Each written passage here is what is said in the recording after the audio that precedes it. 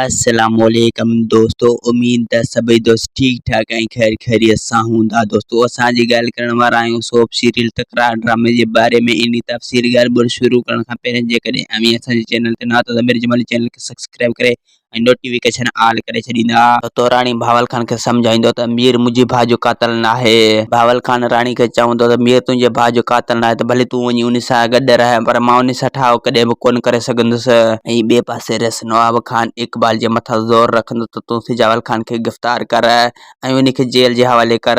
ऐं इकबाल रस नवाब खान खे इहे चवंदो त मां उन खिलाफ़ को बि करे न सघंदुसि, छो जो उन जे मथे वॾी राश आहे। उन खां पोइ उन जा पका सबूत मिलिया त पोइ मां उन खे गिरफ़्तार करे सघां थो, बाक़ी हूं न।